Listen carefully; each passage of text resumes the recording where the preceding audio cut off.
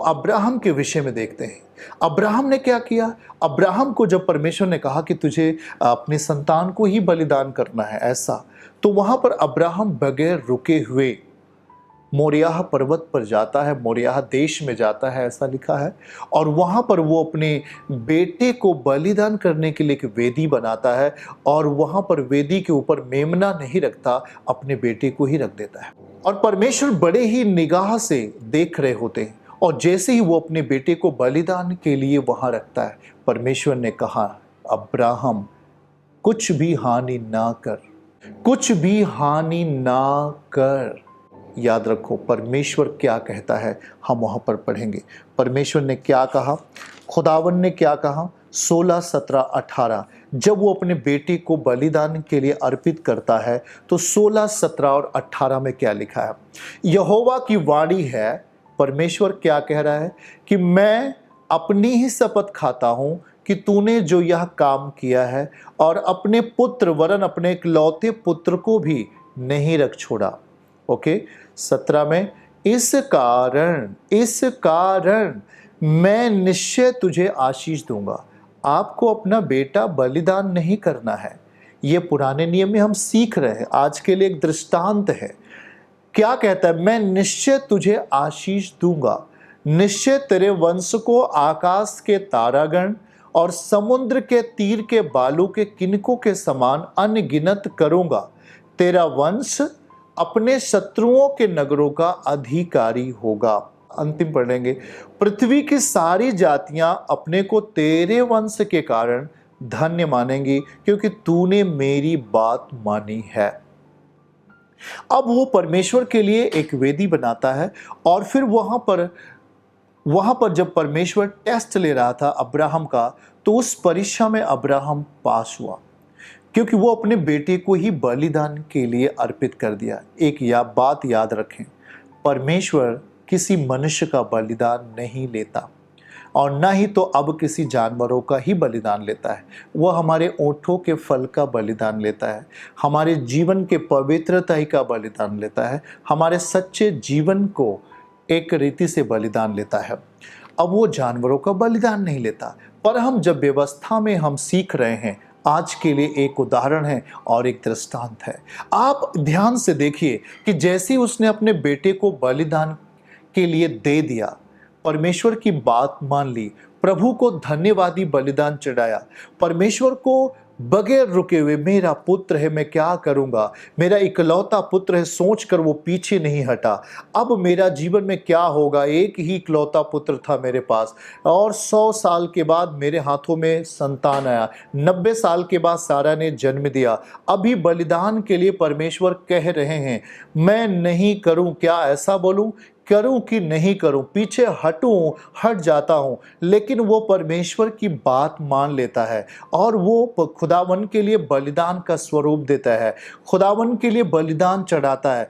तब वहां पर परमेश्वर ने उसको 16 आयत में ये वचन लिखा, और 16 आयत में कहता है, इस कारण यहोवा कहता है, मैं अपनी शपथ खा लेता हूं कि तूने यह काम किया, अपने पुत्र को भी नहीं रख छोड़ा है। इस कारण 17 आयत में, इस कारण मैं तुझे आशीष दूंगा। पहली चीज, जब आप नहीं रुकते उसको महिमा देने से, जब आप लगातार उसकी महिमा देते रहते बगैर रुके हुए, हर कठिन पल में भी, हर मुसीबत के समयों में भी, हर एक क्षण जब उस सच्चे परमेश्वर को हम महिमा देने के लिए, सच्चे उस यीशु को धन्यवाद देने के लिए नहीं रुकते, तब आगे प्रभु कहता है कि मैं तुझे आशीष दूंगा। पहला आपके लिए द्वार खुलता है आशीषों का, आप इसे नोट कर लीजिए। आशीषों का द्वार खुलता है जब आप बगैर हिचकिचाहट के, बगैर किसी रुकावट के, बगैर किसी समस्या के, या हम कहें कि आप उन समस्याओं को नज़रअंदाज करके परमेश्वर के लिए तैयार हैं, तो कहता है मैं तुझे निश्चय आशीष दूंगा, और निश्चय तेरे वंश को आकाश के तारागण, समुद्र के तीर के बालू के किनकों के समान अनगिनत कर दूंगा। जैसे आप देख रहे हैं, तेरा वंश अपने शत्रुओं के नगर का अधिकारी होगा। ये मामले कब आए? जब उसने अपने आप को रोका नहीं। वो सबसे अब्राहम की बेस्ट चीज़ थी, उसका संतान। जरा ध्यान दीजिए, मनुष्य का संतान सबसे प्रिय होता है। और याद रखो कि वो जब परमेश्वर टेस्ट के लिए उसे मांगता है, परीक्षा के लिए मांगता है, तो अब्राहम मना नहीं करता है। आज आपके भी जीवन में भी परीक्षाएं आती हैं, आज आपके भी जीवन में बहुत सारे ऐसे समस्याएं आती हैं। वो एक पारिवारिक समस्याएं हो सकती हैं, एक व्यवसाय से संबंधित समस्याएं हो सकती हैं, और या आपके बच्चों से संबंधित समस्याएं हो सकती हैं, किसी भी रीत से समस्या हो सकती है। लेकिन इन तीनों प्रारूपों में अगर हम देखें तो हम जब परमेश्वर को धन्यवाद का बलिदान चढ़ाते हैं और हम बगैर रुके हुए, कठिनाई के बावजूद भी, समस्या के बावजूद भी हम अपने आप को उसके सामने लेके जाते हैं। कुछ भी कठिन क्षण होते तब भी हम अपने आप को प्रभु के सामने लेके जाते हैं और हम बगैर रुके हुए जब प्रार्थना में बने रहते हैं। ध्यान से सुनना, जब बगैर रुके हुए हम प्रेयर में बने रहते हैं, बगैर रुके हुए, बगैर किसी को देखे हम पवित्रताई का जीवन जीते हैं, बगैर किसी को देखे सच्चाई का जीवन जीते हैं, बगैर किसी को देखे, मेरा कहने का मतलब संसार की कॉपी न करना, बगैर संसार की ओर ध्यान न देना, परंतु हम पवित्रताई को धारण करके आगे बढ़ना, धन्यवाद के साथ बलिदान चढ़ाना, हर एक वस्तु को जो हमारे पास है उसके साथ परमेश्वर के सम्मुख जाना। अगर हम इस काम को अनवरत बगैर रुके हुए अगर हम उसको महिमा देना शुरू करते हैं और धन्यवाद देना शुरू करते हैं तो वो हमारे लिए विचार करता है। भजन 101 वचन 4 से पढ़ेंगे हम, 4 से पढ़ेंगे। टेढ़ा स्वभाव मुझसे दूर रहेगा, मैं बुराई को जानूंगा भी नहीं। याद रखें, टेढ़ा स्वभाव मुझसे दूर रहेगा और मैं बुराई को जानूंगा भी नहीं। क्या ये आत्मिक दशा है? अगर आप इस दशा को अपने जीवन में रखे हुए हैं तो आप चाहे बलिदान भी चढ़ा रहे हों, लेकिन परमेश्वर आपके विषय में बेहतर नहीं सोच सकता, क्योंकि आप टेढ़ा स्वभाव आपके अंदर है, आपके चरित्र के अंदर एक पाप का बल दिखाई दे रहा है, तो वो आपके लिए सही कैसे सोचेगा।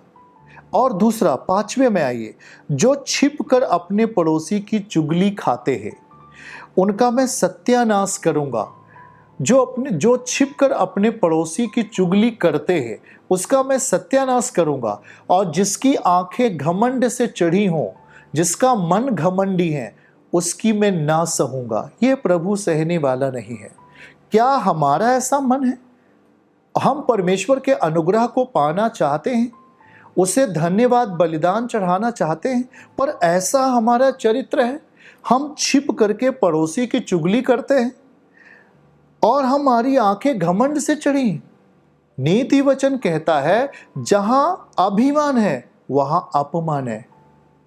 अगर हमारे अंदर अभिमान आ गया है तो हम अपमान भी सहने के लिए तैयार रहें। परमेश्वर इन चीजों को पसंद नहीं करता है। फिर आगे पढ़ें, 6 पद में क्या पसंद करता है परमेश्वर, पढ़ेंगे। लिखा है, मेरी आंखें देश के विश्वास योग्य लोगों पर लगी रहेंगी कि वे मेरे संग रहें, और जो खरे मार्ग पर चलता है वही मेरा टहलुआ होगा। जो खरे मार्ग पर चलता है, याद रखना है, खराई आपका हिस्सा होना चाहिए। शायद आपके पास कुछ कमी है, कुछ आर्थिक भौतिक चीज़ें आपकी ज़िंदगी में नहीं हैं, या किसी भी चीज़ की घटी है, पर आप खराई से जी सकते हो। ऐसा नहीं है, आप खराई से जी सकते हो, आप सच्चाई से जी सकते हो। खराई से, सच्चाई से, नम्रता से और परमेश्वर के अनुग्रह का वातावरण बनाने के लिए हमें पैसे की या हमें धन की या हमें किसी घर की ज़रूरत नहीं है। ऐसा नहीं कि आवश्यकता नहीं है, पर हमें सच्चाई में जीने के लिए घर चाहिए तभी ठीक है, ऐसा नहीं। हमें खराई में जीने के लिए हमारे पास पैसा हो, गाड़ी हो तभी, ऐसा नहीं। हमारे पास शायद कुछ भी नहीं है, फिर भी हम खराई से जी सकते हैं। खराई एक बलिदान है, सच्चाई एक बलिदान है परमेश्वर के सम्मुख चढ़ाना। पवित्रताई एक बलिदान का स्वभाव है परमेश्वर के सामने चढ़ाना। सच्चाई, खराई, नम्रता, विनम्रता, दीनता, पवित्रताई, ये सब एक बलिदान के साथ परमेश्वर के सम्मुख हम होते हैं और तब वो हमारे लिए एक नया तरीका देता है, हमारे लिए एक नई आशीष देता है, हमारे लिए एक नया काम देता है वो। और फिर जब अब्राहम ने धन्यवाद दिया, धन्यवाद की भेंट चढ़ाई, अपने बेटे को ही बलिदान के रूप में रख दिया, तब परमेश्वर ने उन्हें कहा कि मैं तुझे बहुत आशीष दूंगा। 17 आयत में लिखा ये परिस्थिति आएगी, परमेश्वर ने कहा कि मैं तुझे आशीष दूंगा करके उसने कहा, और मैं निश्चय तेरे वंश को आकाश के समान, तारागण के समान बहुत कर दूंगा। मतलब ये कि परमेश्वर अगला स्टेप आपके लिए लेता है जब आप परमेश्वर के लिए धन्यवाद देते हैं। चर्च की सभी प्रार्थनाओं को और परमेश्वर के दास के द्वारा टीचिंग सुनने के लिए और अपडेट्स को जानने के लिए हमारे इस चैनल को सब्सक्राइब करें और साथ में बेल आइकन को जरूर दबाएं ताकि जब भी लाइव प्रार्थना हो तो सबसे पहले आप देख सकें।